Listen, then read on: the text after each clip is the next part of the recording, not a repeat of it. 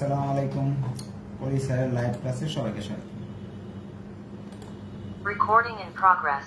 আজ আমরা working capital ম্যানেজমেন্টের প্রথম ক্লাস করব। এই চ্যাপ্টারটা থার্ড ইয়ারে এবং ফোর্থ ইয়ারেও ফিনান্সিয়াল ম্যানেজমেন্ট বইয়ের সপ্তম চ্যাপ্টার, এছাড়া ফাইনাল ইয়ারের ওয়ার্কিং ক্যাপিটাল ম্যানেজমেন্ট বইয়ের প্রথম চ্যাপ্টার।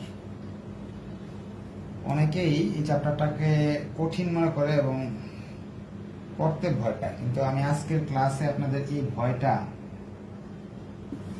ভেঙে দেব ইনশাআল্লাহ।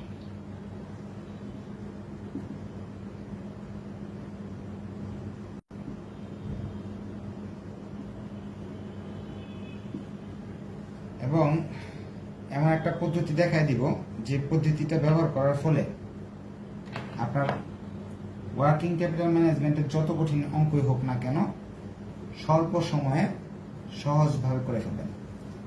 ক্লাস শুরু করার আগে দুইটা টপিকস নিয়ে আলোচনা করি। এক নাম্বার, আমার জুমের বেচে ছাত্রছাত্রীদের বিষয় বলবো। আপনারা মনে করবেন ট্রেন ধরতে গেছেন, ট্রেনটা 10টায় ছিল, 10টা 10-এ ছাড়বে, 10 মিনিট অপেক্ষা করতে হবে। হ্যাঁ, 10টা বাজলেই মেসেজ দেওয়া শুরু করে না, আজকে কি ক্লাস হবে না, ক্লাস হবে না, স্যার কি পালায় গেল, এরকম ধরনের মেসেজ না দিলে একটু ধৈর্য ধরে অপেক্ষা করবেন, ঠিক আছে?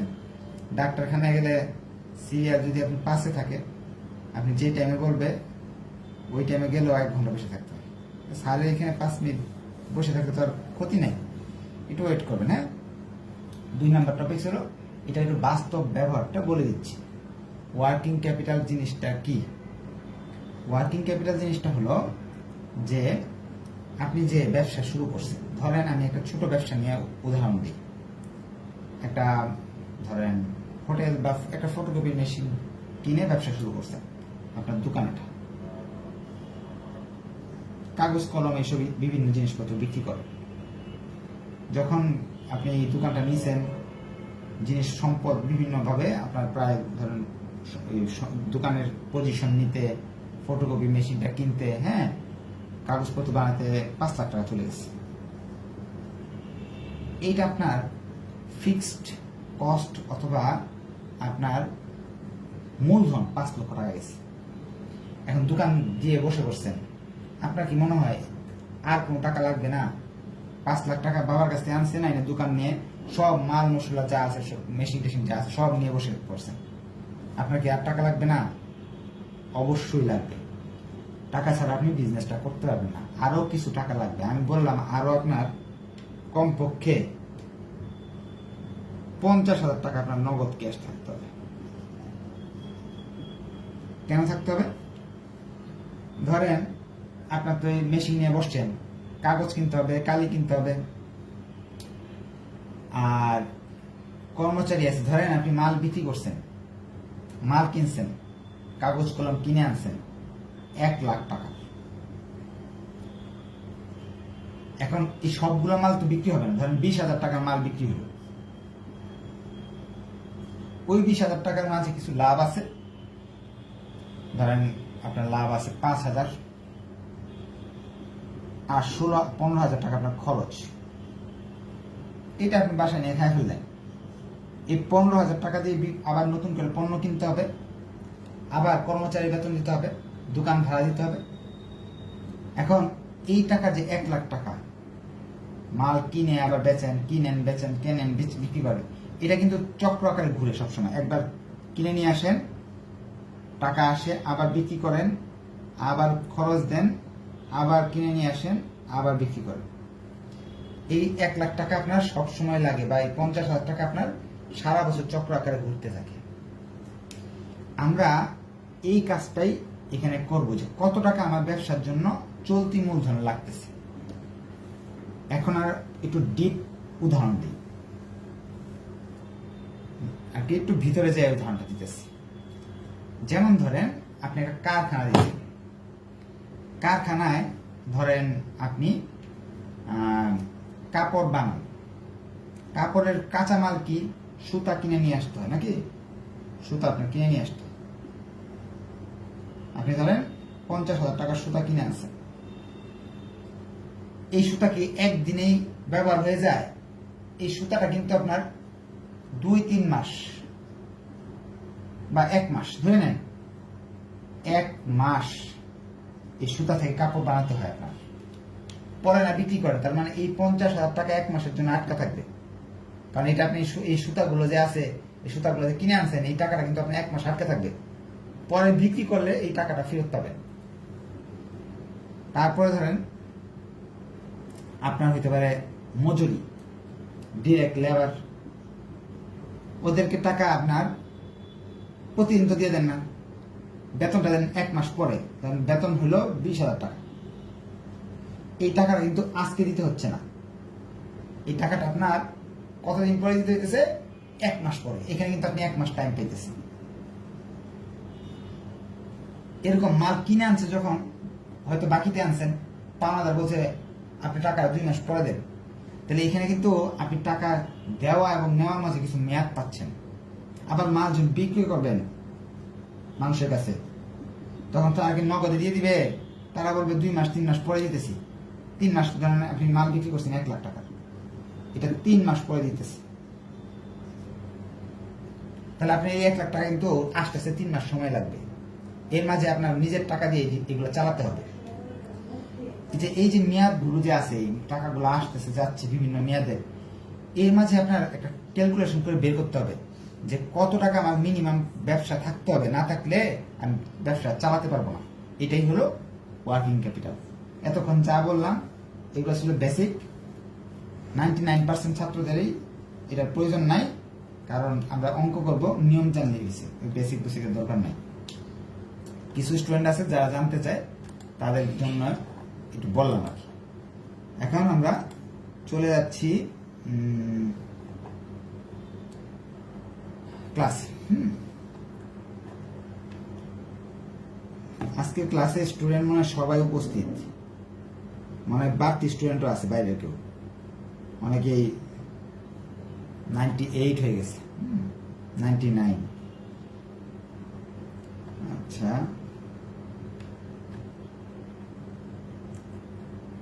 99 জনই করতে পারবে। যে বেশি স্টুডেন্ট হয়ে যায় তখন সেক্ষেত্রে জুম এর লিমিট বাড়াতে হবে। আচ্ছা, যাই হোক, আমরা প্রবলেম 1-এ চলে যাচ্ছি। প্রবলেম 1-এ বলতেছে বৃষ্টি limited company provide the following particulars to determine the required amount of working capital of company. এই যে বৃষ্টি লিমিটেড কোম্পানি, এই কোম্পানির মূলধন ওয়ার্কিং ক্যাপিটাল কত লাগবে, ব্যবসা চালাইতে হলে কয় টাকা লাগবে, সেটা তারা জানতে চাইছে। আমি এখানে কিছু কথা লিখে ফেলবো, আপনিও আপনার খাতার মাঝে এই কথাগুলো লিখে ফেলবেন। হ্যাঁ, এগুলো পরীক্ষা লিখবেন না, পরীক্ষাও লিখতে পারেন, কেটে দেবেন পরে রাফ হিসাবে। প্রশ্নটা লিখতেছেন কিন্তু প্রশ্নটা আপনারও লিখতে হবে। কেন লিখতে হবে পরে বলতেছি, কারণ এই চ্যাপ্টারের অঙ্ক করতে গেলে বারবার প্রশ্ন দেখতে দেখতে দেখা যায় কি আপনি অঙ্ক করতে পারেন না। এজন্য প্রশ্নটা যদি আপনি একবার লিখে নেন, তার বারবার প্রশ্ন পড়তে হবে। আচ্ছা, শুরু করে দিই। কি লিখছে যে র মেটেরিয়াল, মাল কিনতে খরচ করছে 8 টাকা, র মেটেরিয়াল 8 টাকা। এরপরে আছে হলো ডিরেক্ট লেবার 3 টাকা, ওভারহেড 6 টাকা, তারপরে টোটাল কস্ট দেওয়া আছে 17 টাকা, লাগবে না, প্রফিট লাগবে না, সেলস লাগবে না। এই জিনিসগুলো আমি লিখে রাখলাম এই সাইডে। এরপর আমরা পরবর্তী স্টেপে যাচ্ছি। প্রশ্নে তারা বলতেছে raw material are in stock on average 1 month. আমি এখানে একটা জিনিস লিখে রাখতেছি, র মেটেরিয়াল 1 মাস, অর্থাৎ এই কাঁচা মাল যে কিনে নিয়ে আসবো, বানাইতে বানাইতে 1 মাস সময় চলে যাবে আমার, এটার অর্থ হলো এটা। পরে একটা কথা বলতেছে material are in process on average half month. তারা বলল মেটেরিয়াল প্রসেস করতে করতে আধা মাস লাগবে। কিনে আইনা গুদামে ফেলে রাখবো 1 মাস, আর এইগুলা যে চালাবে, বানাবে, ভাঙবে, জোড়া লাগাবে, এটাকে বলে ওয়ার্ক ইন প্রসেস। এটা হলো হাফ মান্থ, এটা প্রশ্নে বলা আছে। এরপর বলছে finish goods are in stock on an average 1 month। Finish goods 1 month, এটার অর্থ হলো যে আমি মালগুলো বানাইলে কি দোকানে দিয়ে দিলে কি সাথে সাথে বিক্রি হয়? বিক্রি হয় না, এগুলো পরে থাকে, 1 মাস পরে থাকে গড়ে, তারপরে আমি বেচতে পারি, এরপরে না আমি টাকা পাবো। এরপরে তারা বলতেছে, এরপরের কথা, credit allow by supplier on goods 1 month। Supplier মানে পাওনাদার, অ্যাকাউন্টস পেবল বা সাপ্লায়ার বা ক্রেডিটর্স 1 month। এটার অর্থ হলো আমি যে মাল কিনে নিয়ে আসি না, দেখেন এই মাল কেনার সম্বন্ধে দুইটা কথা আছে, এটা 1 মাস ফেলে রাখতে হয়, পরে কাজ করি। আরেকটা কথা বলতেছে, মাল যে কিনে নিয়ে আসি, এই কিনা মালের টাকা আমাকে সাথে সাথে দিতে হয় না, আমাদের খুব ভালো আছে, ওরা বলে কি 1 মাস পরে দাও, তাও চলবে, এই কথার অর্থ। তারপর বলছে ক্রেডিট অ্যালাউ টু ডেপ্টর্স। ডেপ্টর্স অর্থ হলো দেনাদার, অ্যাকাউন্ট রিসিভেবল। আপনি ডেপ্টর্সও লিখতে পারেন, আমি সংক্ষেপে অ্যাকাউন্ট এআর লিখতেছি। আমি যাদের কাছে বিক্রি করি ওরা নগদ টাকা দেয় না, ওরা বলে কি 2 মাস পরে টাকা নিবা। কি আর করা, বিক্রি করতে হলে দেরি করে নিতে হবে, নিলাম আমরা দেরি করে। এরপরে lag in payment. Lag in payment of wages is 1.5 week. তারা বলতেছে আমাদের, আমরা যে মজুরি দিই না, মজুরিটা সঙ্গে সঙ্গে দিতে হয় না, 1.5 সপ্তাহ। ওয়েজেস দিতে হয় 1 সপ্তাহ, 1.5 সপ্তাহ, 1.5 উইক। মজুরি দিতে হয় 1.5 সপ্তাহ পর। এরপরে বলতেছে lagging payment of overhead 1 month।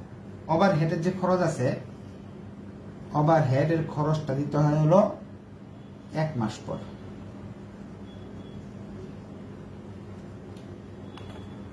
One of half of output are sold against cash. বলতেছে 1/4 মাল আমরা নগদে বেচে দিই, 1/4 মাল আমরা নগদে বিক্রি করে দিই। এটা এই জায়গায় লিখে রাখলাম, এটা আমাদের কাজে লাগবে। আচ্ছা, এখানে লিখি 8 নাম্বার, 1/4 নগদে বিক্রি করি, ক্যাশ সেল। বিক্রয়ের সাথে তো দেনাদারের সম্পর্ক আছে, এই জন্য লিখছি না এখানে। Cash in hand expected to be 2500। নগদ টাকা আমার হাতে আছে 2500। প্রশ্ন লিখতে লিখতে আমাদের সময় চলে গেছে 20 minute. Annual production 1,04,000। Annual production unit 1,04,000। এই যে লিখলাম সবগুলো, প্রশ্নটা আর আমার দরকার নাই, প্রশ্নটা আমি এখন কেটে দিচ্ছি। আমি আবার বলবো, প্রশ্নে বলতেছে আপনি 1,04,000 মাল বানান, মাল বানাতে এই 3 ধরনের খরচ হয়, আর এই খরচগুলো টাকা দেওয়ার জন্য নেওয়ার জন্য এই মেয়াদগুলো দেওয়া আছে। এখন অঙ্ক করতে যাচ্ছি, আমি প্রশ্ন করার সুযোগ দেবো, যেহেতু বেসিক ক্লাস, আপনি তো প্রথমেই তো অঙ্ক বোঝার আগেই প্রশ্ন করতে পারেন না, ঠিক না? এই জন্য আমি প্রশ্নটা শুধু উঠেছি, আপনি পরে প্রশ্ন করবেন।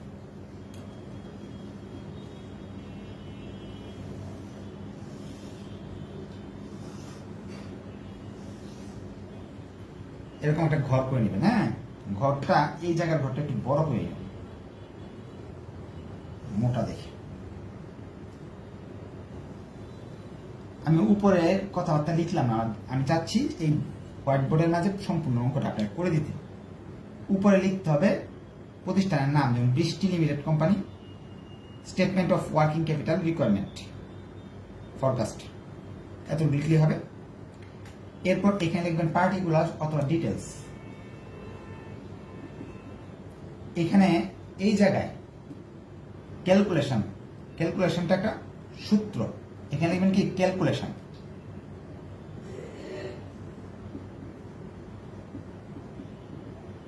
ক্যালকুলেশন আছে একটা সূত্র আছে, এখানে সূত্রটা লিখে দিবেন। সূত্রটা হলো এপিইউ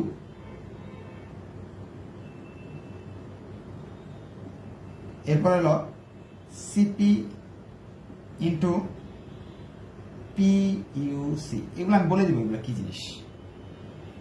আচ্ছা, নিচে অনেক সময় 360 হবে, নাহলে 52 হবে, নাহলে 12 হবে।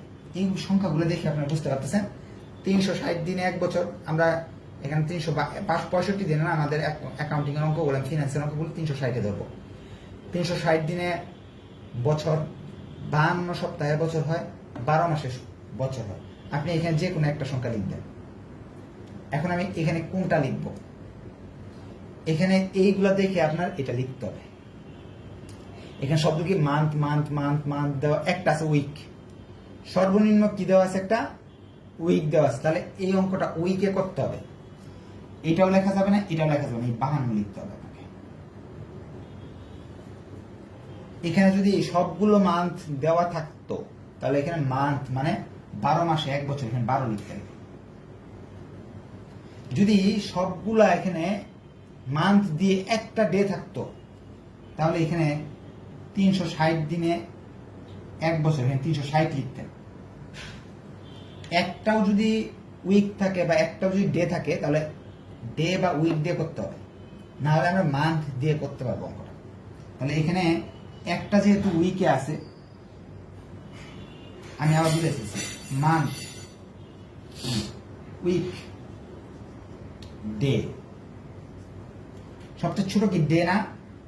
যদি এই প্রশ্নে কোনোটা একটাও ডেতে থাকে তাহলে আপনি এখানে 360 লিখবেন এই জায়গায়। যেহেতু এখানে কোনো ডে নাই, 360 লিখতে হবে না। এই জায়গায় কত লিখবেন? মান্থ হইলে 12, উইক হইলে 52। একটাও যদি এখানে উইকে দেওয়া থাকে তাহলে এখানে লিখবেন 52। যেহেতু এখানে একটা উইকে আছে, এখানে লিখবো 52। আর যদি সবগুলো মান্থ দেওয়া থাকতো এখানে তাহলে এখানে লিখতাম 12। এটা নিয়ে আবার আলোচনা করবো আমরা। এখন অঙ্কে চলে যাচ্ছি। প্রথমে আপনার লিখতে হবে 1 নম্বর কারেন্ট অ্যাসেটস।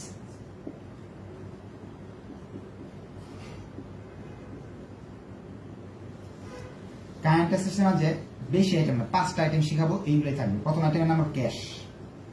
ক্যাশ কই পাবো? 9 নম্বরে দেওয়া আছে 25,000। এই ঘরে লিখবেন 25,000।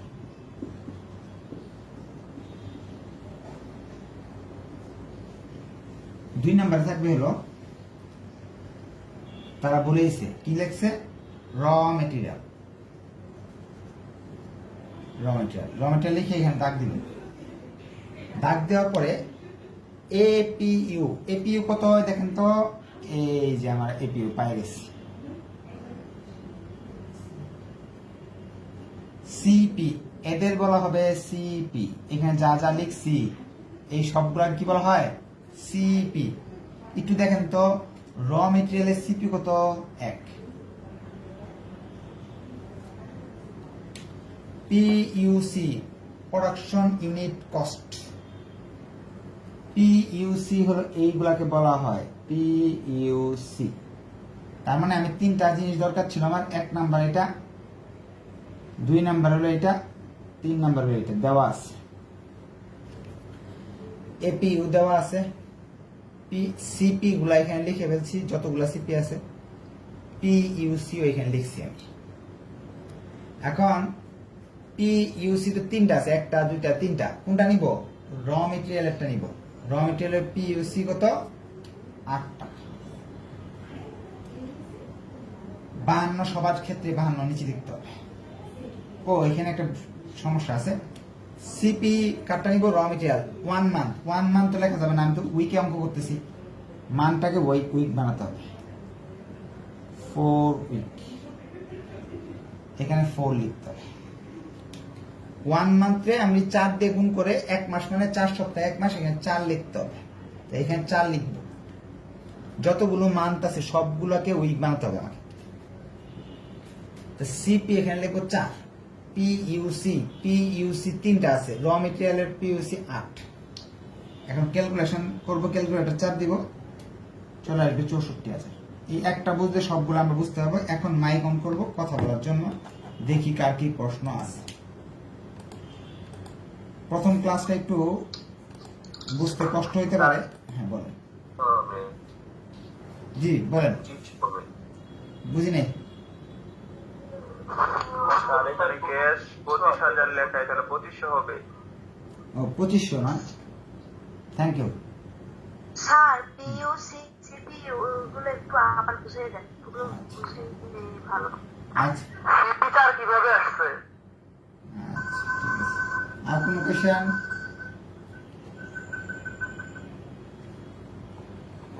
আর কোশ্চেন নেই? ওকে ঠিক আছে, আবার আমি বুঝাচ্ছি। স্যার এটাই আবার একটু রিপ্লাই করে বুঝিয়ে দেন। আচ্ছা, রিপিট করেন। এপিইউ অ্যানুয়াল প্রোডাকশন ইউনিট, এক বছরে কতগুলো মাল বানানো হয়। আপনাদের জুম যদি কেটে যায় কখনো, আপনারা এই যে লিঙ্ক দেওয়া আছে এই লিঙ্কে ঢুকে যাবেন। এক বছরে কতগুলো মাল বানানো হয় লেখা আছে, প্রশ্নে দেওয়া আছে। এটা হলো এক বছরে 1,04,000। সিপি হলো ক্রেডিট পিরিয়ড, কয় দিন সময় দেওয়া হয়। এখন এখানে আছে 1 মাস।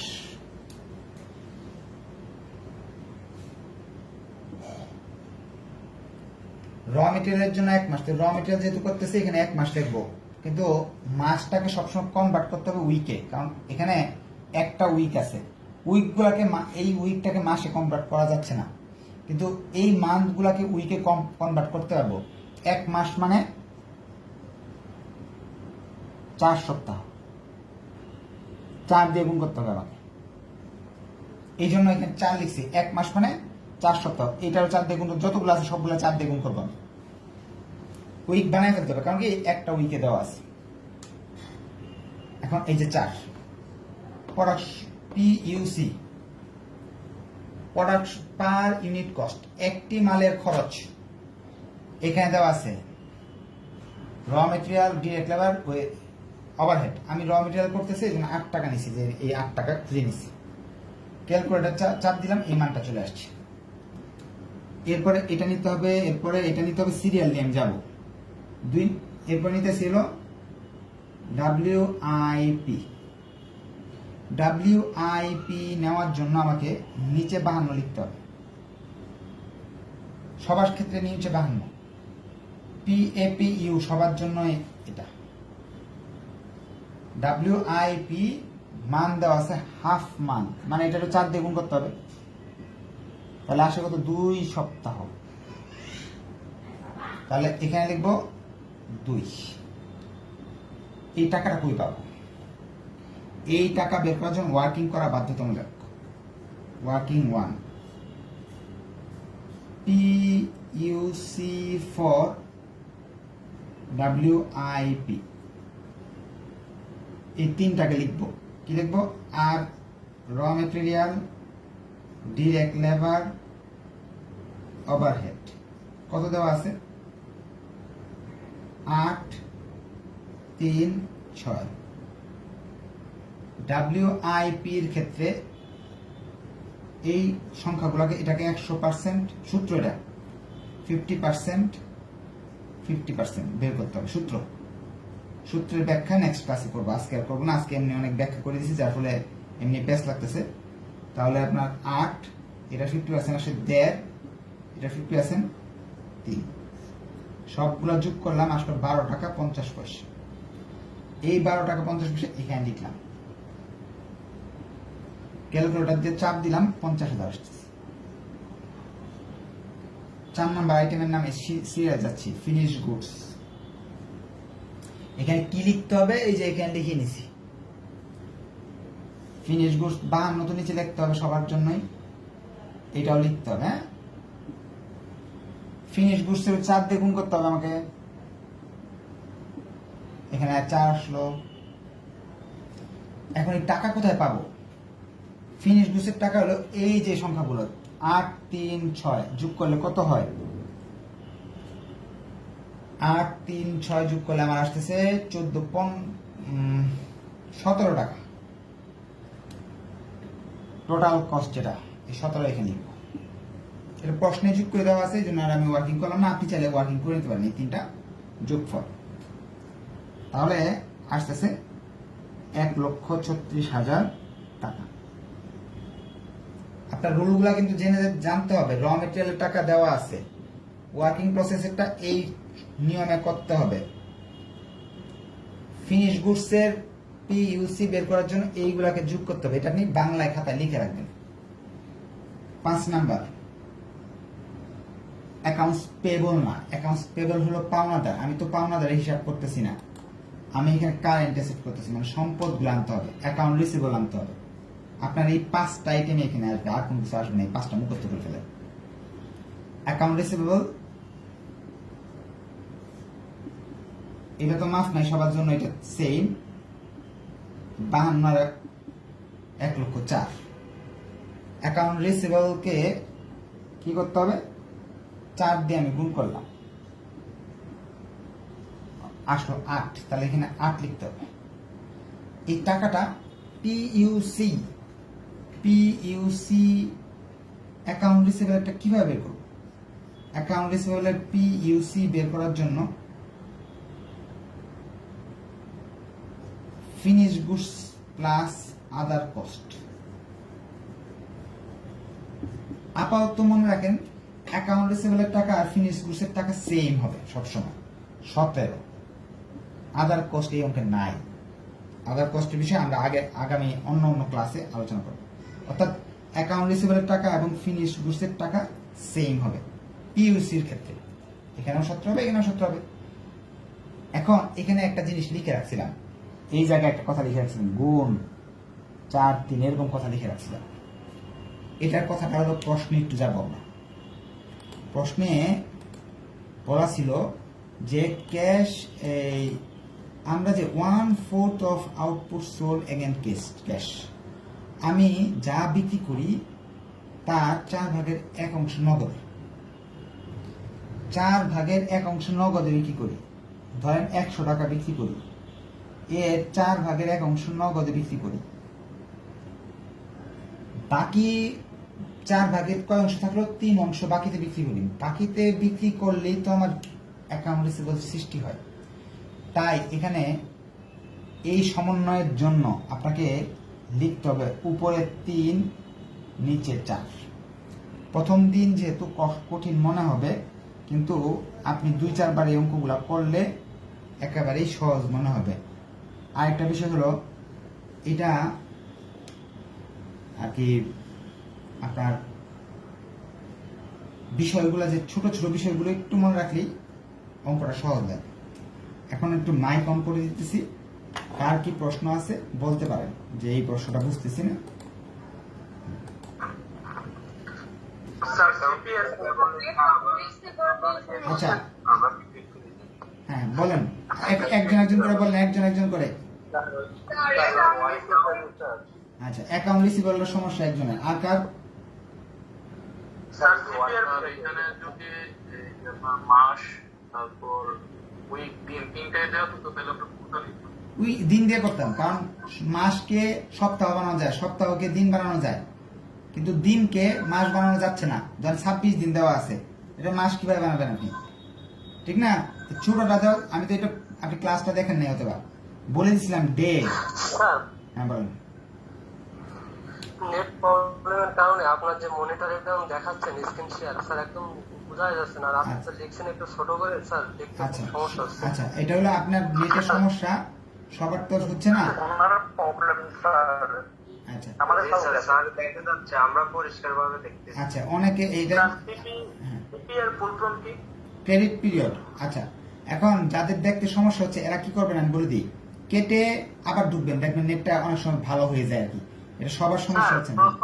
আমরা যে ডান সাইডে যে ওয়ার্কিং গুলো করছি, তারপর যে নোট করছি, ওগুলো কি এক্সামের খাতায় লিখতে হবে? না, প্রথমে বলেছি লিখতে হবে না। তাহলে আমরা বারবার দেখে তারপরে বলবো? না, এটা লেখা বাধ্যতামূলক না। আপনার এটা আপনি লিখবেন, কিন্তু এটা লেখা বাধ্যতামূলক না। লিখলে তো অঙ্ক কাটতে পারবে না। না না না, এটা আপনি রাফে লিখে নিবেন, কারণ প্রশ্ন বারবার দেখা সম্ভব না।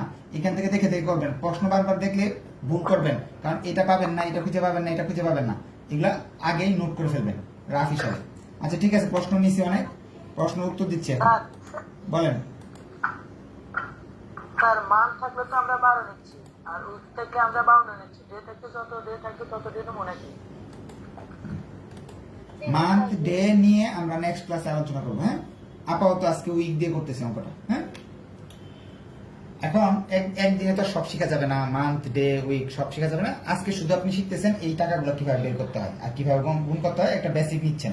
নেক্সট ক্লাসে আরো ডিপলি আলোচনা করবো। হ্যাঁ, অ্যাকাউন্ট রিসিভেবলের যদি এরকম কথা লেখা থাকে যে প্রশ্নে, এরকমই লেখা থাকবে সবসময় যে 1/4 of output is sold against cash, এরকম শব্দটা লেখা থাকলে আপনাকে কি করতে হবে, এখানে 3 দিয়ে গুণ করতে হবে, 4 দিয়ে ভাগ করতে হবে।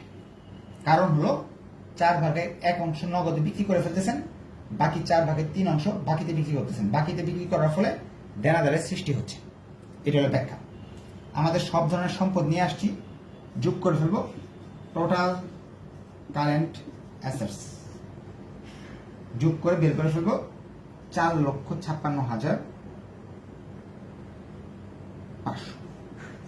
বেসিক অঙ্ক আরো করবো যাতে আপনাদের বেসিক ক্লিয়ার হয়ে যায়। বি নাম্বারে করতে হবে কারেন্ট লাইবিলিটি।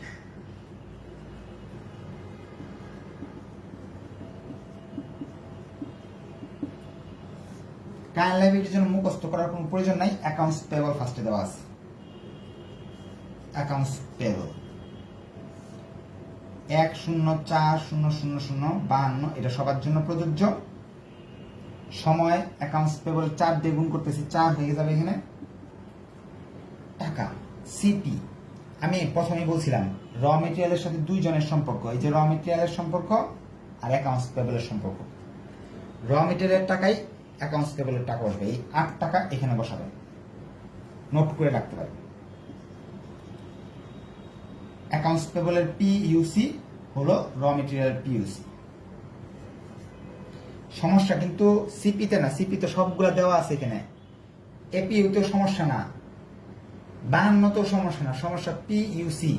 কার পিইউসি কি হবে এটা নোট করবেন। যেমন র মেটেরিয়াল পিইউসি দেওয়া থাকবে, ওয়ার্কিং প্রসেসেরটা ওয়ার্কিং করতে হবে, ফিনিশ গুডসেরটা হলো যোগ করতে হবে। এগুলো অ্যাকাউন্ট রিসিভেবল আর ফিনিশ গুডস সেম হবে, অ্যাকাউন্টস পেয়েবলটা র মেটেরিয়াল লেটটা সেম হবে। এরপর ওয়েজেস, ওয়েজেস এগুলো সব সেম হবে। ওয়েজেস এরটা 1.5 দেওয়া আছে, উইকে দেওয়া আছে, এটা কনভার্ট করার প্রয়োজন হচ্ছে না। টাকা ওয়েজেস এর টাকা হলো ডিরেক্ট লেবার, কি ওয়েজেস বলা হয়। ডিরেক্ট লেবার আরেকটা সিনোনিম হলো ওয়েজেস। এরপরে ওভারহেড, নিচে 52। ভিডিওটা আপনার সেভ থাকবে, ভালো করে দেখবেন। কনভার্ট করলাম, ওভারহেডে 4 দিয়ে গুণ করলাম, ওভারহেড টাকা দেওয়া আছে 6 টাকা, সুন্দর করে দেওয়া আছে। এই ক্লাসটা যদি একটু ভালো করে দেখেন, পরবর্তী ক্লাসগুলোতে আর কোনো সমস্যা থাকবে না। এই সবগুলো আমি যোগ করলাম, কারণ এই সব দাগ দিয়ে দিচ্ছি, দেখেন সবগুলো নিয়ে নিছি, কোনো আইটেম বাদ নাই। এখানে 5টা, এখানে 3টা, মোটমাট এই 8টা আইটেমই থাকবে, এর চেয়ে বেশি কখনো আইটেম থাকে না। এটার নাম হলো current liability, total current liability. Total current assets থেকে টোটাল কারেন্ট লাইবিলিটি বাদ দিলে নেট ওয়ার্কিং ক্যাপিটাল বেরিয়ে আসবে। Net working capital A minus B, অর্থাৎ এই টাকা থেকে এই টাকা বাদ দিব, তাহলে বেরিয়ে আসবে 3,35,500। আমাদের অঙ্ক শেষ। আমাদের হাতে সময় আছে 1 মিনিট 22 সেকেন্ড। এর মাঝে আমরা কিছু কোয়েশ্চেন নিতে চাচ্ছি, যদি কারো কোনো কোয়েশ্চেন থাকে বলেন। কোয়েশ্চেন থাকে?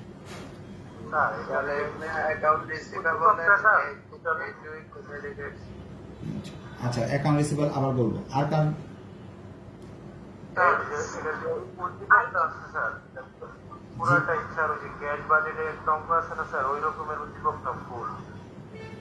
হ্যাঁ হ্যাঁ, আচ্ছা ঠিক আছে। আর কারো কোন কোয়েশ্চেন? হ্যাঁ, এই অ্যাকাউন্টস পেয়েবল এখানে 52 সাথে কি লিখছেন? অ্যাকাউন্টস পেয়েবলের কোন জায়গায়? 52 সাথে আর কি লিখছেন? উপরে হলো 1,04,000, সবার জন্য 1,04,000 থাকে। জি স্যার ও, ঠিক আছে রাখুন। হ্যাঁ। স্যার ওয়ার্কিং গুলো যদি ঘরের ভিতরে করে রাখি তাহলে সমস্যা হবে? না, করতে থাকেন, যেভাবে মন চাই এভাবে করেন, কিন্তু এই যে 1 2 পরে আছে ওয়ার্কিং, পরে আবার 4 নাম্বারটা ওয়ার্কিং এর নিচে লিখলাম, এটা কি কোনো সমস্যা আছে? না না, যেভাবে মন চাই করেন। স্যার আপনার ওয়ার্কটা একটু বলুন স্যার। ওয়েজেসটা হলো 1,04,000 বা আমাদের সমান সবসময় আছে, আর 1.5 তো এখানে দেওয়া আছে, 1.5 সপ্তাহ বলেছিল, লিখছি। তিনটা কোথা থেকে আসবে? ওয়েজেসের আরেকটা অর্থ হলো ডিরেক্ট লেবার থেকে আসছে। ঠিক আছে, আজকে তাহলে এই পর্যন্ত থাকলো। নেক্সট ক্লাসে এই টাইপের আরেকটা সহজ অঙ্ক করবো, যেটা আপনাদের বোঝাতে সুবিধা হবে। ধন্যবাদ সবাইকে, আসসালামু আলাইকুম।